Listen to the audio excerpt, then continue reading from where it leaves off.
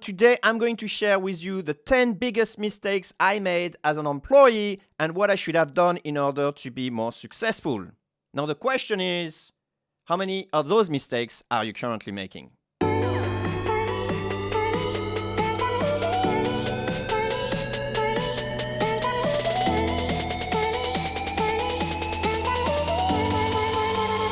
For those new here, I'm Jeremy Chatelain, founder of Quickmail, a software that helps you start more conversation by emails, which you can find out at quickmail.io.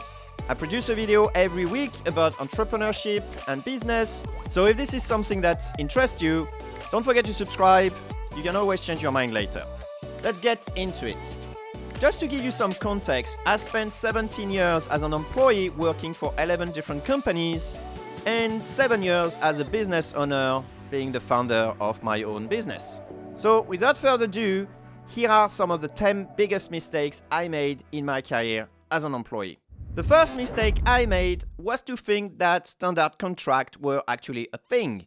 There are some templates, things you use, but whenever someone tells you, this is a standard contract, please sign here, a small voice in your head should just start screaming that you're either speaking to the wrong person or that person is lying to you and doesn't actually want to go and be bothered by changing some contracts. In reality, there are a lot of things you can negotiate. The number of holidays, you can negotiate the hours, flexible hours or not.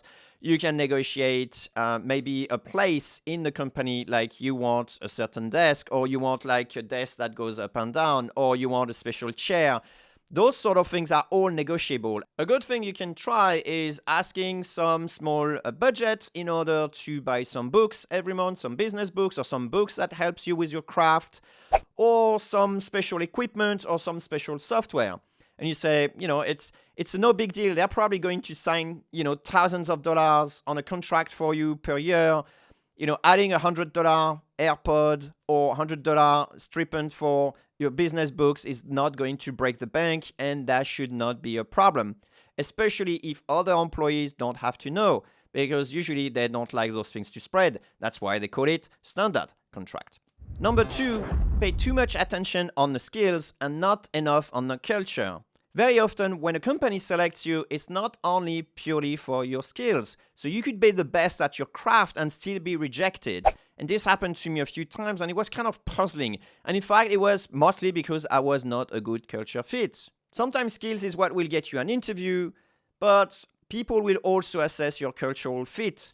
No one better than them actually know what they're actually looking for. So, go ahead and ask them. Like, beside what is required on a job spec, what are some of the other things that you're looking for that would make me a good fit or a bad fit at your company? Asking this simple question will signal to them that you're interested in the long term.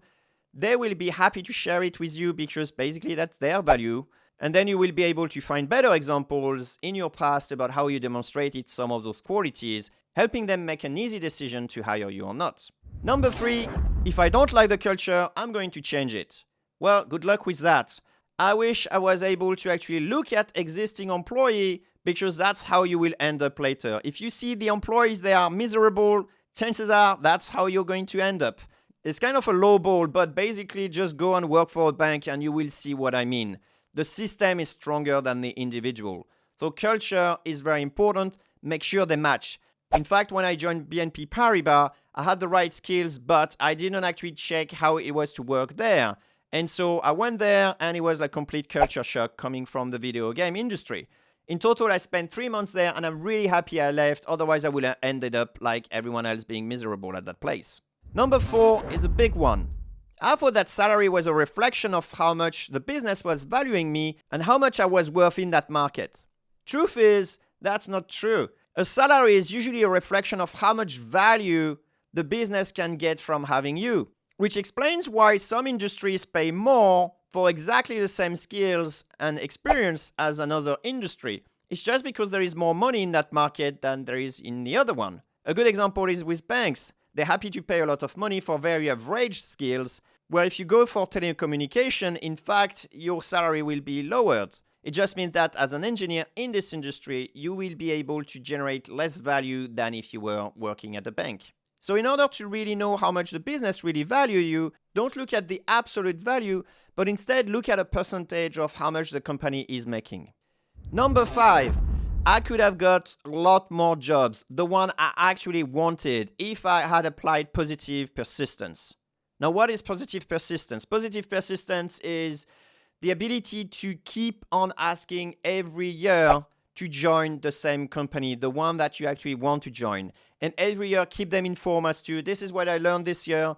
This is why I think I'm a better candidate now. This is why I would love to be considered. This is what I can bring to that business. If you do that on a regular basis, I don't know any business that will just keep on rejecting you and say, at some point, man, this person really wants it. Maybe it's worth to give that person a shot. So understand that if a business tells you no, it actually means not yet. One tactical advice here is do today a top 5 companies that you want to work at and go and apply right now, even for you're not looking for the job. Reason is that you can come the next year and then try again to apply. Because it gives you the opportunity in 1 year to reapply and explain that you still want to join their company and so that you would like to get a shot at it. Number 6, cover letters do matter. I believe as a business owner that cover letters are hugely underrated. It shows how much you actually want to join the business. In your cover letter, you should mention why you want to join them specifically and how your skills will help them reach the goal of the company. So do a little bit of research and try to draw a line of sight between what you can bring and what the business needs. If you manage to do that very well, chances are that you're going to get that interview. Because no one really bothers, so you'll be better than probably 90% of the applicants already. Number 7, I had a very narrow vision as to what my job was in that company. In fact, as an employee, I should have the company's interests at the big forefront, not necessarily getting the best product as an engineer. I remember at Electronic Arts, I was working on sound libraries that were used by the game. One day I was bitching about how the game was rubbish and how they could not actually use XYZ. My lead at that time interrupted me and said, Jeremy, with a sort of like fed up voice or frustration voice, he said, we're all in the same team. I would have been way more successful should I have considered the company as a whole instead of purely the group I was working in. So if you want to progress in the company, just make sure that you have the company's interest at heart first. Number 8 is about money, and specifically salary. What's important is to really understand that money is only one factor. And very often in my career, when switching job, I was considering money and salary as actually one of the main factors to switch there or there. Every time I followed the money, every time I regretted it. I went, for example, to BNP Paribas because they were paying really high salary, but after 3 months, I just had enough. It was not the type of job I wanted to do. In contrast, at the beginning of my career, I had the choice between joining Lionhead or joining another company that was paying way more, and I choose Lionhead, and I don't regret it for a second. There are so much more than just the money, and I think if you look at cultural fit, then you will have a better chance of joining a team that you enjoyed working with. Also, bear in mind that people are leaving not because of the company or the job, but mostly because of their boss.